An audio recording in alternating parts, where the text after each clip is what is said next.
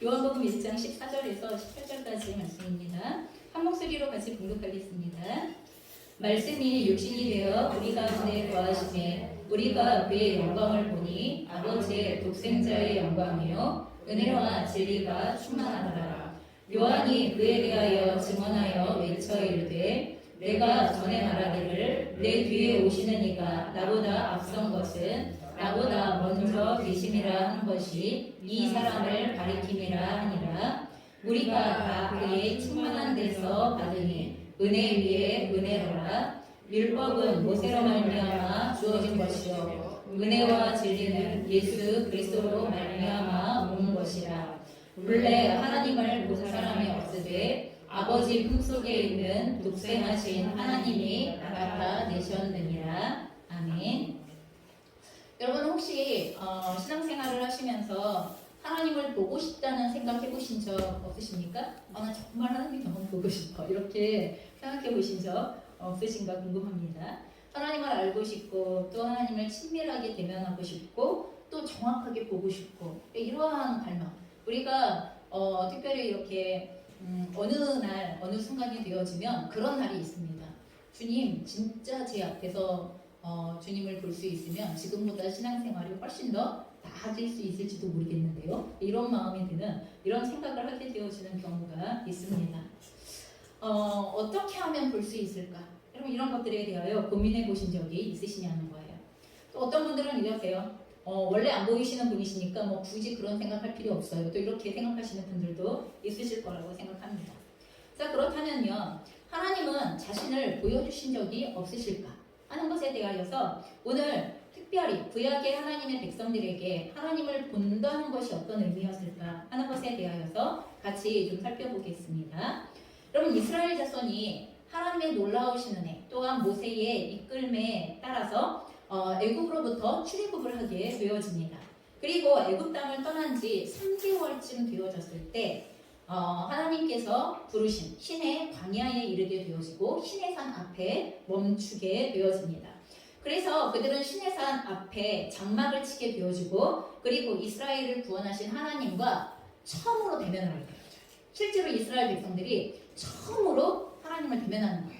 물론 모세는 그 이전에 모세를 부르셨을 때 대면했던 그 과정이 있지만 출애굽을 한 이스라엘 백성들에게 있어서 자신들을 구원하신 하나님이 어떤 분이실까? 여러분 얼마나 궁금했겠어요? 자신들을 구원하신 하나님에 대하여서 그분은 도대체 어떤 분이실까라는 게 여러분 그게 얼마나 궁금했겠냐는 거예요. 근데 오늘 처음으로 하나님께서 이스라엘 백성들과 직접 맞대면하시는 상황이 펼쳐지고 있는 게 출애굽기 19장입니다.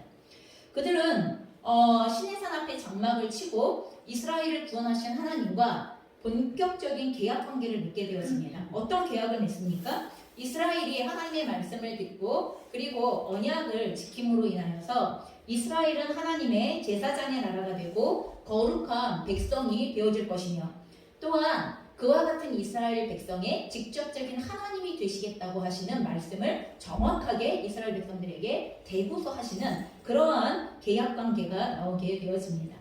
이에 대하여서 중간에 모세가 중재 역할을 해요. 하나님께 가서 듣고 그리고 하나님께로부터 들은 그 말씀을 이스라엘 백성들에게 가지고 와서 전하고 그리고 이스라엘 백성들은 네 우리가 그렇게 하겠습니다 라고 이야기했던 거를 다시 가지고 하나님 앞에 가고 하나님 이렇게 왔다 갔다를 그때까지 이스라엘 백성들이 하나님을 직접 대면하는 부분들에 대하여서 했던 적이 없기 때문에 중간에서 모세가 그 역할을 해주게 되어집니다.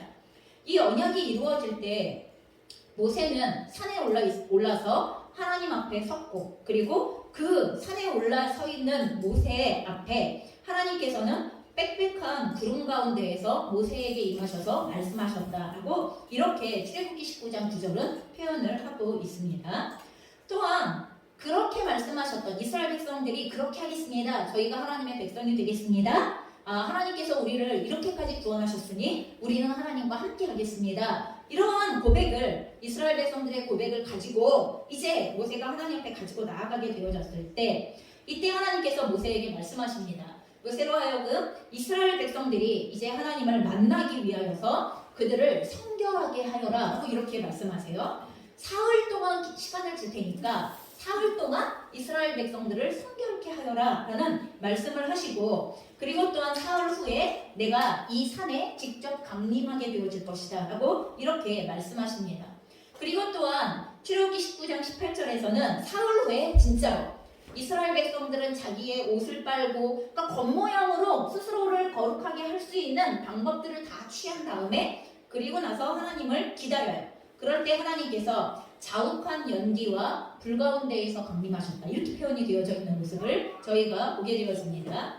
모세로 하여금 하나님이 임하신 산에 하나님은 경계를 짓게 하십니다. 경계, 테두리를 두게 하시는 거죠. 그래서 백성들이 이 경계를 범하거나, 그리고 또한 산에 임의적으로 오르지 못하게 하시는데, 왜냐하면 하나님께서 그 이유를 성결하지 않은 백성이 거룩한 하나님을 뵙게 되어질 때 절대로 그들은 살아남을 수 없기 때문에 하나님께서 그 경계를 지게 하시고 경계 안으로 들어오지 말라고 말씀하시는 과정들을 우리가 보게 되었습니다. 여러분, 하나님이 경계를 치시는 이유는 이스라엘 백성을 보호하시기 위함이에요. 여러분, 거룩하지 않은 백성들이 거룩하신 하나님을 대면하게 되어질 때 절대로 살아남을 수 없는 것이, 그럼 그게 하나님의 원리입니다. 자, 하나는 지금 출애굽기 19장에서 처음으로 이스라엘 백성들이 하나님을 대면했었던 장면이 지금 제가 설명드린 장면이고요. 그 다음에 출애굽기 33장에 보면은요, 이스라엘 백성들이 모세가 십계명을 받으러 간 사이에, 하나님을 만나러 간 사이에 막 그 산 아래에서 난리가 났죠. 예, 금송아지를 만들어 놓고 막 그 춤을 추면서 이게 우리를 인도해낸 하나님이라고 난리가 벌어지는 이런 상황들이 일어나게 되어집니다. 그리고 모세가 하나님께서 속히 돌아가라고 하셔서 돌아가 보고 나서 너무 화가 나고, 그리고 너무 그 상황이 말도 안 되는 그 상황에 대하여 분노하여서 돌판을 던져버리는 이런 상황들이 벌어지게 되어집니다. 그리고 나서 하나님은 모세에게 말씀하시죠. 내가 이 거룩하지 않은 백성들과 함께 가다가 다 죽여버릴까 겁난다. 그러니까 나는 안 갈 테니까 너희만 가나안 땅으로 들어가라. 네가 이 백성들을 이끌고 가나안 땅으로 들어가라, 이렇게 얘기하세요. 그래서 모세가 뭐라고 합니까? 하나님이 안 가시는 가나안 땅은 우리가 갈 의미가 없습니다, 이렇게 얘기합니다. 하나님께서 같이 가주셔야 됩니다. 하나님이 함께 가주시지 않는 그 가나안 땅은 아무런 의미가 없습니다 하고, 이렇게 모세가 간절히 하나님 앞에 중보기도 하고 그리고 간청하고 하는 것을 통하여서 하나님께서 모세에게 은총을 부어주시기 시작합니다. 그래서 이 출애굽기 33장에 보면 모세를 향하여 하나님께서 은총을 부어주시고, 또 하나님께서 내가 너를 잘 알고 있다고 모세를 인정하여 주시고 모세를 높여주시는 그의 마음을, 또한 그의 중심을, 그의 하나님을 향한 사랑을, 이런 것들에 대하여 하나님께서 인쳐주시는 이런 장면들이 나오게 되어집니다. 그러자 그 상황에서 모세가 하나님께 뭐라고 요청하게 되냐 하면, 하나님, 저는 하나님의 영광을 너무 보고 싶습니다, 이렇게 요청해요. 그 상황 속에서 하나님, 그러니 저에게 이런 능력을 주시고 저런 능력을 주시고 이렇게 요청하는 게 아니라, 하나님께서 인정해 주시는 그 상황 속에서 저는 하나님의 영광을 너무나 보고 싶습니다 라고 그렇게 요청하는 모습이 나오게 되었습니다. 그러자 이때 모세는 이스라엘이 하나님 앞에 범죄한 일로 인하여서 하나님께서 진노하신 상황 속에서 하나님과 자신과의 관계가, 하나님과 이스라엘과의 관계가 여전히 온전한 관계 가운데 있고, 그런 그 온전함을 증명하는 관계로서 하나님께서 하나님의 영광을 우리에게 보여주시도록 요청하고 있는 그러한 내용들입니다. 이것에 대하여서 출애굽기 33장 19절부터 23절에 하나님께서 이렇게 말씀하시기 시작합니다. 여호와께서 이르시되 내가 내 모든 선한 것을 네 앞으로 지나가게 하고 여호와의 이름을 네 앞에 선포하리라. 나는 은혜 베풀 자에게 은혜를 베풀고 긍휼히 여길 자에게 긍휼을 베푸느니라. 또 이르시되 네가 내 얼굴을 보지 못하리니 나를 보고 살 자가 없음이니라. 여호와께서 또 이르시기를 보라, 내 곁에 한 장소가 있으니 너는 그 반석 위에 서라. 내 영광이 지나갈 때에 내가 너를 반석 틈에 두고 내가 지나도록 내 손으로 너를 덮었다가 손을 거두리니 네가 내 등을 볼 것이요 얼굴은 보지 못하리라. 여러분, 이게 무슨 말입니까?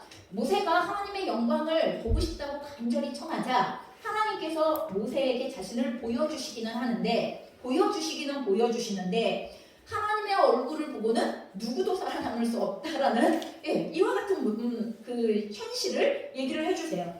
내가 너에게 은혜 베풀기를 좋아하고 그리고 또한 내가 너를 긍휼히 여기는 것은 맞는데 그럼에도 불구하고 네가 나를 보고는 살아남을 수가 없다라고 말씀하시는 거예요. 그러면서 그 모세가 보고 싶어했던 하나님의 영광을 볼 수 있는 방편, 또 다른 방편으로 어떻게 말씀하시냐 하면 그 하나님께서 지나가실 그 바위 사이에 모세를 숨기시고 모세를 덮으세요. 하나님의 손으로 덮으시고 하나님이 그 위를 지나간 다음에 모세가 고개를 들었을 때 하나님의 뒤를 보게 되어지는 거예요. 앞을 볼 수 없고 얼굴을 볼 수 없고 등을 보게 되어지는 이런 상황이 벌어지게 되어졌다고 얘기하는 거예요. 그러니까 하나님은 자신을 보여주고 싶으신 거예요. 자신을 보여주고 싶으신 분이시기는 하지만 그 하나님이 모세를 직접적으로 대면하고 나서 모세가 살 길이 없기 때문에 하나님께서 모세에게 허락하신 방편이 그와 같은 방법이었다고 오늘 말씀해 주시는 것입니다. 그러면 우리가 지금 출애굽기 19장과 그리고 출애굽기 34장을 통하여서 알게 되어지는 사실은 뭐냐 하면 하나님께서는 이스라엘 백성들 가운데 임하실 때 여러분 임하시긴 임하세요. 오시기는 오세요. 이스라엘 백성 가운데 거하시기는 거하세요. 그런데 거하실 때 주로 어떤 방식으로 거하시게 되냐 하면 구름, 연기, 불. 여러분 이와 같은 방법으로 하나님께서 자신의 영광을 보여주시고 내가 지금 여기에 너희들과 함께 있어 라는 것들을 보여주죠. 여러분 이거는 굉장히 불규칙적인 것이었어요. 하나님께서 이것을 보여주시는 방법은 물론 이스라엘 백성들이 행군할 때 불기둥과 구름기둥으로 하나님께서 그들을 보호하고 인도하신다는 것들을 매일매일 보여주시는 게 있기도 했지만 그럼에도 불구하고 그것은 항상 있는 것은 아니었어요. 그래서 하나님께서 이스라엘 백성들 가운데 거하시는 방법을 그 다음에 허락하신 게 뭐냐 하면 성막과 언약궤예요. 그래서 성막을 짓게 하시고 성막 안에 언약궤를 두게 하시는 것을 통하여서 내가 여기에 항상 있다는 것을 너희가 기억해 라고 이렇게 하나님은 언제나 이스라엘 백성들 가운데 거하고 싶어 하셨던 분이시고 언제나 그들을 만나고 싶어 하셨던 분이신데 이스라엘 백성들의 거룩하지 않음으로 하나님 자체를 대면하는 것이 제한이 되어져 있기 때문에 그래서 하나님을 직접 보는 것이 불가했었다는 것을 말해주고 있다는 것입니다. 그래서 하나님의 영광을 보기를 원했던 모세조차 하나님의 얼굴을 보지 못했다는 것입니다. 여러분 모세가 간절히 원했던 하나님의 영광을 보여주십시오 라고 이야기할 때 그 하나님의 영광에 해당되어지는 말은 하나님의 하나님 되심의 모든 특성들을 포함하고 있는 신성의 전체적인 내용들을 이야기하는 거예요. 여러분 우리가 보통 하나님의 영광을 보고 싶습니다 라고 얘기할 때 하나님 자체를 보고 싶습니다. 왜요? 우리는 신이 아니라 신이 어떤 분인지 모르니까 도대체 신의 위력은 무엇이며 신의 능력은 무엇이며 신은 어떤 방식으로 존재하시며 이 모든 것들에 대하여 우리는 궁금할 뿐이에요. 너무 궁금해요. 그래서 때로 보이지 않기 때문에 믿을 수 없어요 라고 이야기하는 친구들 안에 그럼에도 불구하고 하나님은 살아계시고 너와 함께하고 계셔라는 이 말을 하는 게 참 쉬운 말이 아니라는 거예요. 그럼에도 하나님께서 우리와 함께 하시는 방법을 다양한 방법으로 이스라엘 백성들에게 보여주셨던 하나님이신데 하나님의 신성 그 자체, 하나님의 하나님 되심의 그 자체를 보여주실 때 그 거룩함이라는 전제 안에서 인간이 하나님을 직접 대면하기는 어려웠었던 상황이다라는 것을 알려주고 있다는 것입니다. 그래서 하나님의 거룩하심은요 모든 불의한 죄를 소멸하는 능력을 가지고 계시는 거예요. 여러분 모든 불의한 죄를 소멸하십니다. 여러분 그래서 우리 안에 죄를 가지고 하나님 앞에 나아가면 여러분 우리 안에 있는 죄로 인하여 우리가 하나님 앞에서 심판과 그리고 죽음에 직면할 수밖에 없는 상황이 벌어지는 거예요. 그래서 죄를 해결하지 않고 하나님 앞에 나아갈 때 여러분 그거는 죽기를 각오하고 나가는 것 여러분 그와 같은 상태가 된다고 이야기하시는 것입니다. 그래서 그 당시 이스라엘 백성들은 거룩하지 않은 상태에서 감히 하나님 앞에 나아가는 것조차 너무나 불가능했었던 상황이라는 거죠. 그런데요 오늘 우리가 읽었던 본문 18절에 보면 요한복음 1장 18절에 보면 본래 하나님을 본 사람이 없으되 그래서 하나님을 직접 본 사람이 없어요. 여러분 구약의 모든 역사 속에서 하나님을 직접 본 사람이 없어요. 천사의 모양으로 아니면 어떤 구름과 빛과 그런 불과 그런 이러한 모양으로 임하셨던 하나님을 대면했던 거지 하나님을 직접 본 사람이 없어요. 그런데 아버지 품속에 있는 독생하신 하나님이 그 하나님을 드러내셨다고 선포하고 있는 거예요. 이게 공동번역에서 이렇게 표현이 되어져 있어요. 일찍이 하나님을 본 사람은 없다. 그런데 아버지 품 안에 계신 외아들로서 하나님과 똑같으신 그분이 하나님을 알려주셨다. 여러분, 여기서 말하는 아버지의 품 안에 계신 외아들로서의 하나님과 똑같으신 그분이 누구예요? 그분이 바로 예수 그리스도라고 오늘 말씀해 주시고 계시는 거예요. 여러분, 외아들이라는 개념은, 여러분, 그 개념은 하나님과 동질성을 가지고 있는 분이라는 의미를 포함하는 거예요. 그럼 혈육적인 의미를 포함하는 게 절대 아니에요. 외아들, 독생자라는 개념은 혈육의 의미를 말하는 게 아니라 아버지이신 하나님과 동일한 본체, 동일한 본질을 가지고 계시는 분으로서의, 여러분, 그 예수님을 이야기하는 게 바로 외아들, 독생자라는 개념으로 언급이 되어져 있는데, 바로 그분이 우리에게 나타나셔서 하나님을 알려주셨다. 하나님을 보여주셨다. 여러분, 이렇게 말씀하고 있는 것입니다. 그럼 우리가 그렇게 보기를 원했던 하나님을 누가? 예수 그리스도께서 우리에게 나타내어 보여주셨다. 이게 지금 그 의미를 포함하고 있는 말씀입니다. 여러분, 이게 얼마나 놀라운 말씀입니까? 그럼 감히 우리가 하나님을 봐? 여러분, 감히 우리가 하나님을 만나? 감히 우리가 하나님을 가시적으로 대면해? 여러분, 이런 일이 사실은 불가능한 게 맞아요. 그런데 바로 그 일이 우리의 역사 속에, 여러분, 인류의 역사 속에 임하고 그리고 이루어졌다고 선포하고 계시는 것입니다. 여러분, 지구상에는요 여러 가지의 종교가 있는데, 특히 그 여러 가지의 종교를 두 가지로 분류하게 되었습니다. 첫 번째의 종교는요, 사람들이 수행과 고행을 통하여서 신을 찾아가는 종교예요. 여러분, 그런 종교를 수행 종교 그리고 자연 종교라고 이렇게 이야기를 합니다.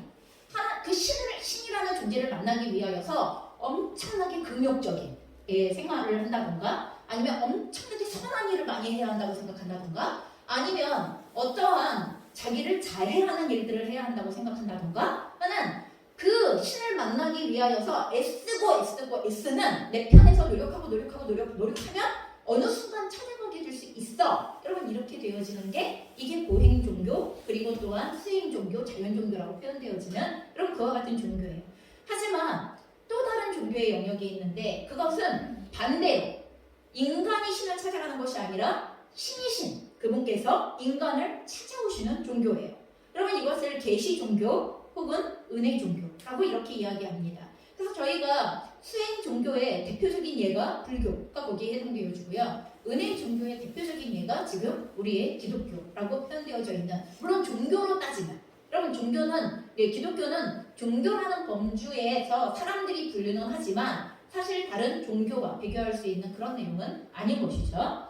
여러분, 그래서 우리가 아까 읽었던 하나님의 말씀이 육신이 되어 우리 가운데 거하시네 라는 이 표현, 여러분, 그건 뭐예요? 신이신 하나님께서 인간 가운데에 직접 찾아오셔서 자신을 드러내어 보여주셨어요. 여러분, 왜 드러내어 보여주시는 거예요? 알려주시기를 원해서. 하나님이 어떤 분이신가를 우리에게 잘 알려주시기를 원해서. 여러분, 우리는 자꾸 우리는 하나님을 알 수 없어요, 알기가 어려워요, 어떻게 하나님을 알아요, 자꾸 이렇게 얘기하지만, 하나님은 적극적으로 자신을 열어서 우리에게 보여주시기를 원하시는 분이에요. 너무나 적극적으로 나는 이러한 존재야, 너희를 지은 나는 이러한 존재야, 하나님은 이러한 분이야 라는 것에 대하여서 얼마나 활짝 열어서 우리에게 알려주시고 보여주시고 그리고 그것을 대면하게 하시기를 원하시는 하나님이신지, 여러분, 저희가 하나님의 마음을 깊이 대면하실 수 있어야 돼요. 제발 그 마음을 받아들이셨으면 좋겠어요. 그래서 그 하나님이 자신을 드러내기 위하여, 자신을 알려주기 위하여, 그리고 또한 자신의 인을 통하여서 어떻게 구원받을 수 있는가에 대하여 우리에게 보여주시기 위하여 말씀이 육신이 되어져서 우리 가운데 거하셨다, 우리에게 오셨다라고 이렇게 말씀하시는 것입니다. 감히 보이지 않고 볼 수 없는 분이신 신이신 하나님께서 인간의 모습이 되어서 인간을 찾아오셨다는 선포, 인간으로 오신 그분이 바로 하나님이시라는 선포, 그분이 바로 예수 그리스도라는 선포, 여러분, 그게 이 한 말씀 안에 모두가 다 포함되어져 있는 것입니다. 그래서 예수님은 요한복음 14장 6절부터 10절의 말씀에 이런 말씀을 하게 되어져요. 예수님이 스스로에 대하여서 나는 곧 길이요 진리요 생명이다. 나로 말미암지 않고는 아버지께로 올 자가 없다. 나는 아버지를 대면하는 데 있어서 길이 되어지고 그리고 또한 진리가 되어지고 생명이 되어진다 라고 이렇게 먼저 설명하세요. 너희가 나를 알았더라면 내 아버지도 알았으리로다. 이제부터 너희가 그를 알았고 또 보았느니라. 그러자 빌립이 예수님에게 뭐라고 요청하냐 하면 주여 아버지를 우리에게 보여주옵소서 그리하면 족하겠나이다. 예수님이 이렇게 얘기하고 있는 중에도 그럼에도 불구하고 아버지를 우리에게 보여주십시오 라고 이렇게 빌립이 요청하자 그러자 예수님이 뭐라고 말씀하십니까? 이르시되 빌립아 내가 이렇게 오래 너희와 함께 있으되 네가 나를 알지 못하느냐? 나를 본 자는 아버지를 보았거늘 어찌하여 아버지를 보이라 하느냐 라고 이렇게 선포하십니다. 내가 아버지 안에 있고 아버지는 내 안에 계신 것을 네가 믿지 아니하느냐? 내가 너희에게 이르는 말은 스스로 하는 것이 아니라 아버지께서 내 안에 계셔서 그의 일을 하시는 것이다. 여러분 예수님과 하나님은 완전히 연합되어져 있어서 예수님을 본 자는 곧 하나님 아버지를 본 것과 다를 바 없다라고 그렇게 말씀하시는 거예요. 그 동질성을 어떠한 것도 틈낼 수 없고 어떠한 사이가 비집고 들어갈 수 없다는 것에 대하여 말씀하시고 계시는 것입니다. 여러분 하나님의 영광을 보기 원합니다. 여러분 성경을 보시면 성경에 기록되어져 있는 예수 그리스도께서 어떤 분이심에 대하여 저희가 정확하게 하나님을 보기를 원할 때마다 만나기를 원할 때마다 그분에 대하여 알기를 원할 때마다 우리는 예수 그리스도께로 달려나가야 한다는 것을 알려주고 계시는 것입니다. 자, 이 땅에 육체의 몸을 입고 오신 예수님께서 가르치신 놀랍고도 그리고 또한 지혜로우신 말씀 또한 그분이 행하신 기적의 사역 보여주신 그분의 완전한 성품 여러분 이 모든 게 어디로부터 온 거예요? 성부 하나님 아버지의 본질과 일치하는 것이다. 그분의 행하신 그분의 역사하신 그분의 말하신 그분의 그 모든 것 안에 드러난 그분의 성품 이 모든 게 바로 아버지의 본질과 성부 하나님의 본질과 일치하는 것이다 라는 것이네요. 그러니 하나님 아버지를 보기 원하고 알기 원한다면 예수님을 보면 된다라고 선포하시죠. 여러분 정말 하나님을 보고 싶고 알고 싶으신 거 맞습니까? 인간의 몸을 입고 이 땅에 우리를 찾아오신 예수 그리스도를 똑똑히 보십시오. 여러분 정확하게 아셔야 됩니다. 명확하게 보십시오. 그리고 묵상하십시오. 우리는 그 안에서 우리를 찾아오신 예수 그리스도 안에서 분명 하나님을 알게 되어줄 것입니다. 그분 안에 거하게 되어줄 것입니다. 여러분 그렇게 그분 안에 예수 그리스도 안에 거하게 되어질 때 만나게 되는 하나님의 영광이 도대체 무엇입니까? 그 내용이 도대체 무엇입니까? 하나님은 어떤 분이십니까? 그분 안에 있는 것이 무엇입니까? 라고 이렇게 물어본다면 다시 한번 우리는 14절로 돌아가야 됩니다. 말씀이 육신이 되어 우리 가운데 거하심에 우리가 그의 영광을 보니 아버지의 독생자의 영광이며 은혜와 진리가 충만하더라. 여러분 이렇게 기록되어져 있습니다. 오늘 본문 14절의 말씀에서 인간의 몸을 가지고 이 땅에 오신 예수 그리스도께서 가지고 있으신 영광은 무엇과 같은 영광이에요? 모세가 그렇게도 보기를 원했던 그 하나님의 영광과 같은 것이라고 설명하고 있습니다. 또한 그 영광의 내용이 바로 뭐예요? 은혜와 진리의 충만이다. 은혜와 진리의 충만의 내용이 바로 하나님의 영광의 내용이다 라고 이렇게 우리에게 알려주시고 있는 것입니다. 여러분 여기에서 표현되어져 있는 은혜와 진리의 충만함이라고 표현되어져 있는 내용은요. 여러분 아까 출애굽기 34장에서 모세가 하나님의 영광을 간절히 보기 원했어요. 그랬던 모세에게 하나님이 자신이 어떤 분이신가를 알려주셨던 말씀이 있어요. 그럼 그 말씀이 바로 이 말씀이에요. 여러분 우리가 함께 말씀 읽어보겠습니다. 시작. 여호와께서 그의 앞으로 지나시며 선포하시되 여호와라 여호와라 자비롭고 은혜롭고 노하기를 더디하고 인자와 진실이 많은 하나님이라. 여러분 이게 처음으로 이스라엘 백성과 그리고 온 인류 가운데 하나님의 어떤 분이신가에 대하여서 대놓고서 말씀해 주신 그 첫 번째 내용이에요. 그리고 이 말씀은 그 뒤로 구약에 내내 반복적으로 나오게 되어집니다. 하나님을 기억하고 하나님의 어떤 분이신가에 대하여 말할 때마다 이 구절이 계속 반복적으로 나오게 되어져요. 여러분 시편에 가서 보세요. 시편에 내내 이 말씀이 여기에서 어떤 하나 정도 때로 뭐 인자와 진실을 조금 다른 말로 바꾸던가 아니면은 여기서 노하기를 더디하고가 뭐 빠져있거나 이렇게 하나 정도가 빠져있는 상태에서 계속 똑같은 말씀이 반복적으로 드러나면서 하나님은 어떤 분이시냐? 하나님은 어떤 분이시냐? 하나님은 어떤 분이시냐? 여러분 우린 착각하지 마셔야 돼요. 우리는 하나님이 변화무쌍한 분이라고 생각해요. 물론 변화무쌍한 능력을 행하실 수 있는 분이세요. 그분은 분이신 건 맞아요. 그러나 그분은 이 성품에 절대 유배되지 않으십니다. 지금 여기에서 보여주시는 이 말씀의 성품에 절대로 유배되시는 분이 아니에요. 이 말씀에서 보여주고 계시는 분이 그분이 바로 하나님이세요. 이 말씀대로 행하세요. 어떠한 일을 행하실 때에도 이 말씀을 근거로 하여서 행하세요. 하나님은 자기가 하신 말씀을 유배하지 않으세요. 하나님은 자기가 자신을 드러내신 방식에 대하여 절대로 그것을 기준을 마구마구 흔들어서 이때는 이러고 저때는 저러고 이렇게 하시지 않으신다는 거예요. 단지 전능하심의 능력이 드러나는 그 방법이 다를 뿐이지 하나님의 성품이 드러나는 원리와 방식은 언제나 똑같다는 것을 저희가 분명히 알고 있어야 합니다. 그래서 이 말씀을 한마디로 표현한 게 바로 하나님의 영광은 은혜와 진리가 충만한 것이다 라고 이렇게 오늘 요한복음은 바로 이 출애굽기 34장의 말씀을 하나로 응집해서 한마디로 응집하면 그게 바로 은혜와 진리다 라고 이렇게 말씀해 주신다는 것입니다. 여러분, 은혜롭다는 것은 받을 만한 자격이 없는 자에게 거저 주시는 것을 우리가 가르칠 때 사용하는 말이에요. 자격이 없는데 주세요. 받을 만한 자격이 없는데 주세요. 그러면 도대체 예수 그리스도의 영광, 예수 그리스도의 영광 안에 나타나 있는 그 은혜는 도대체 얼마만한 것입니까?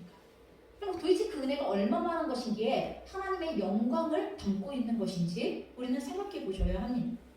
여러분, 신이신 하나님께서 한낱 인간을 얼마나 사랑하시기에 인간 개개인에게 관심을 가지시며 또한 그 인간 개개인을 사랑하시고 그 인간 개개인을 구원하시기 위하여서 여러분 하나님이라는 그 권리, 하나님이라는 자리, 하나님이라는 본체를 내려놓으신 채 여러분 한낱 보잘것없는 인간의 몸으로 이 땅에 오실 수 있느냐는 거예요. 여러분 그럴 수 있느냐는 거예요. 여러분 저희가 노숙자 사역을 하시는 분들이나 이런 분들 아니면 쪽방 사역을 하시는 분들이나 이런 분들을 찾아가는 과정 가운데에서 여러분 우리는 잠깐 갔다 오죠? 잠깐 갔다 오지만 실제로 그 사역을 지속적으로 하시는 분들은 그분들의 친구가 되어주고 그분들의 삶과 동반하기 위하여서 그 삶의 자리로 직접 내려가는 성육신의 과정들을 거치세요. 온풍기를 잠깐만 켜주세요. 자, 그래서 그 성육신의 과정을 거치시게 되어지는데 도대체 얼마나 사랑하면 그럴 수 있느냐는 거예요. 얼마나 사랑하면 그들과 같아지는 자리로 내려갈 수 있는지 우리는 그게 가히 여러분은 그러실 수 있으세요? 저는 하루는 갔다 올 수 있겠어요. 그러나 그 다음날도 가라고 그러면 또요? 이런 마음이 나올지 모르겠어요. 그리고 한 달 정도만 갔다 와도 이렇게 얘기하면 그렇게나 오래요? 여러분 이렇게 얘기해야 될지 모르겠어요. 그럼 우리가 같은 인간을 찾아가는데도 단지 경제적인 어떠한 영역에 있어서 좀 어려움이 있는 그 사람들을 찾아가는 데 있어서도 여러분 우리는 너무나 마음에 그 벽들이 있고 삶의 벽들이 있다는 것을 잘 알아요. 절대로 그렇게 함께 살아가는 삶에 대하여서는 원하지 않는다는 거예요. 그런데 도대체 하나님의 은혜는 어떤 것이길래 우리에게 그렇게 찾아오실 수 있으셨는가를 생각해 보셔야 한다는 것입니다. 도대체 인간을 얼마나 생각하시기에 거룩하신 하나님께서 거룩하시지 못한 죄를 가지고 있는 그러면 그와 같은 인간을 찾아오실 뿐만 아니라 자기들이 자신이 지으신 인간 그 중에서도 죄인의 친구로 거룩하신 그분이 죄인의 친구로 오세요. 그러면서 수많은 사람들로부터 모진 눈총을 받고 비아냥거림을 감당하고 그러면서 섬기셨던 주님이시라는 것을 우리는 알고 있습니다.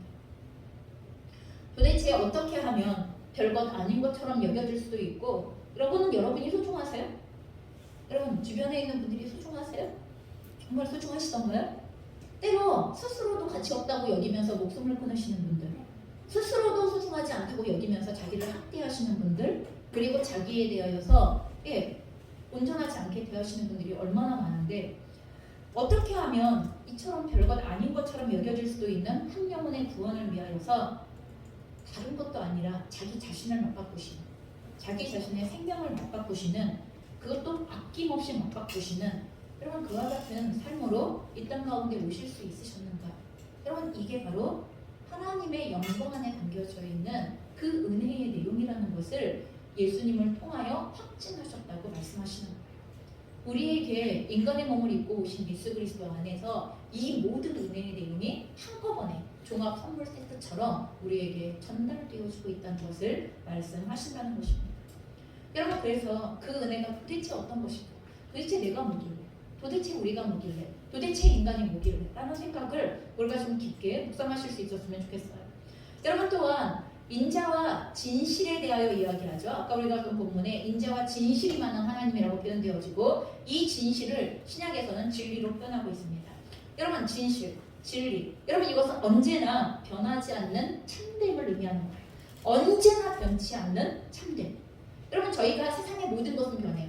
여러분도 변하시죠? 외형도 변하고 그리고 시간이 가면 우리의 성숙도 변하고 시간이 가면 우리의 마음도 변하고 시간이 가면 우리의 감정도 변하고 시간이 가면 모든 게 변해요.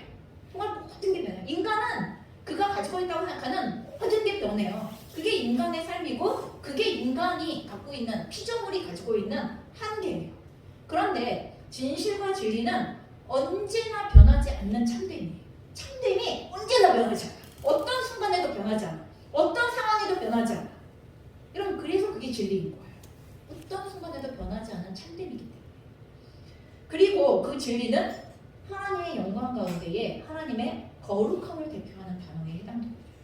하나님의 거룩함과 직결되어지는 단어가 이 진리라는 단어와 같이 연결이 되어집니다. 그래서 요한복음 17장 17절에 예수님께서 제자들을 위하여 기도하셨던 내용에 이러한 중보기도의 내용이 나옵니다. 그들 예수님의 제자들이에요. 여러분 우리들이에요. 우리들을 하나님의 자녀들을 진리로 거룩하게 하옵소서. 여러분 우리가 거룩하여질 수 있는 건 진리가 있어야 돼요.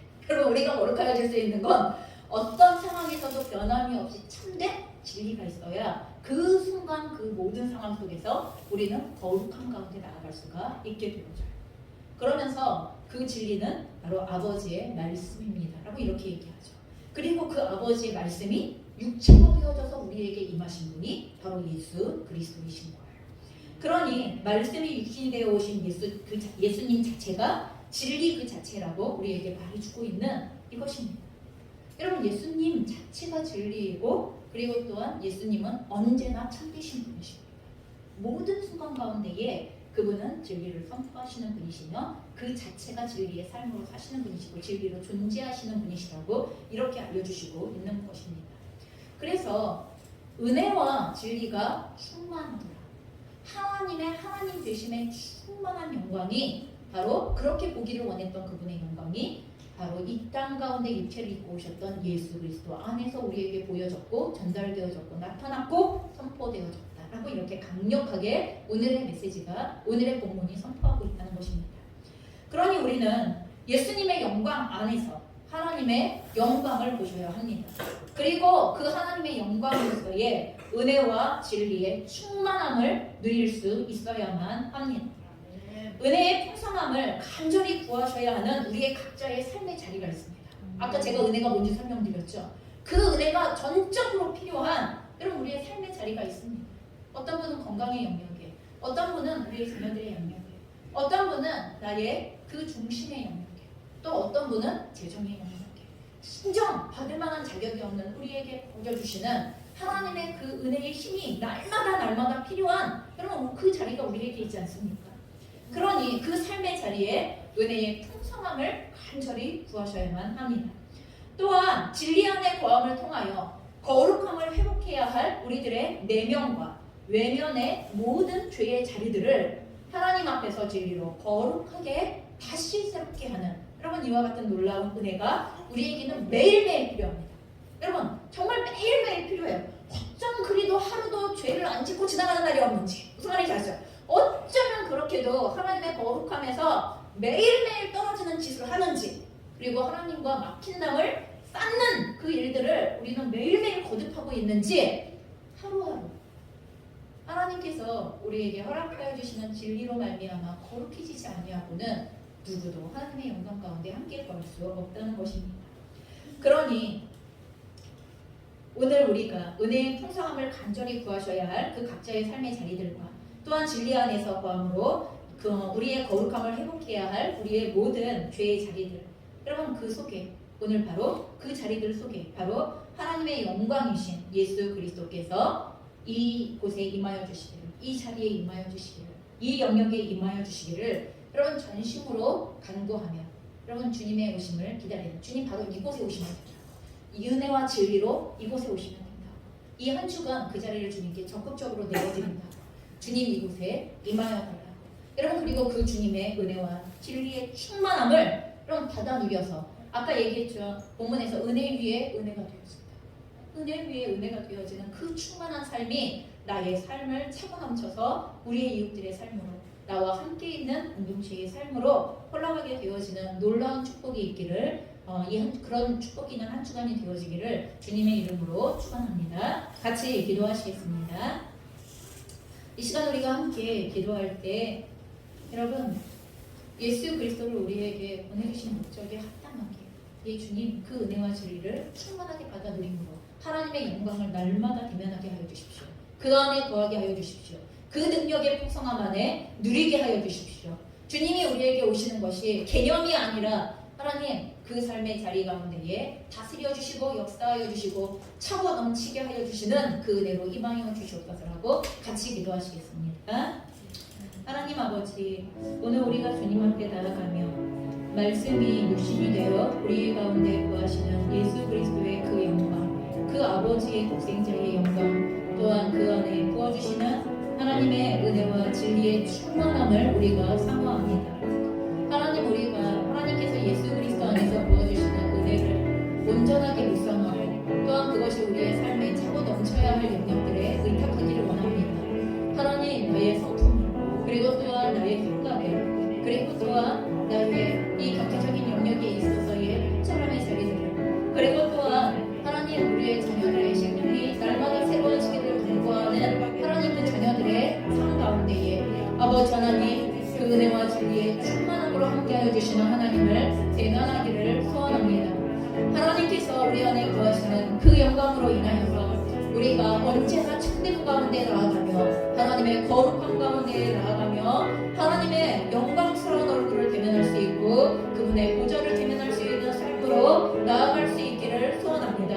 하나님 막혀있는 자리, 부족한 자리 그리고 또한 하나님 비어있는 자리 그리고 어찌해야 할 바를 알지 못하며 무질서와 혼란으로 하나님 그렇게 널려져 있는 그 자리 아버지 하나님 더 이상 그 자리들을 방임하기를 원하지 않사오니 주님께서 우리 안에 행하시기로 작정하신 일들을 이루어 온전케 하여 주시기를 기도드립니다. 우리가 성탄의 예수 그리스도를 기다리고 있습니다. 또 맞이하고 있습니다. 이 대림절의 기간들을 통하여서 우리가 맞이해야 할 예수 그리스도의 영광을 하나님 직접적으로 대면하는 또한 그 능력과 위력들을 경험하는 이 한 주간이 되도록 역사하여 주시옵소서. 하나님 아버지 오늘 우리의 삶 가운데에 임하시는 하나님의 영광을 사모합니다. 저희도 모세처럼 하나님의 영광을 보기를 간절히 소원합니다. 그거 없이도 살아갈 수 있는 존재는 단 한 명도 없습니다.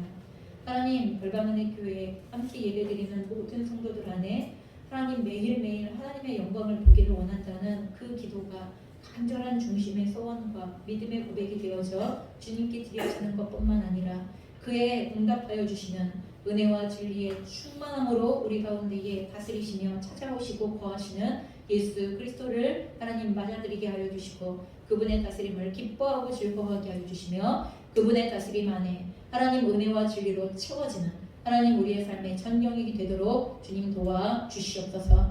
하나님 이 한 주간 하나님 저희가 마지막 대림절의 기간들을 지나가게 되어집니다.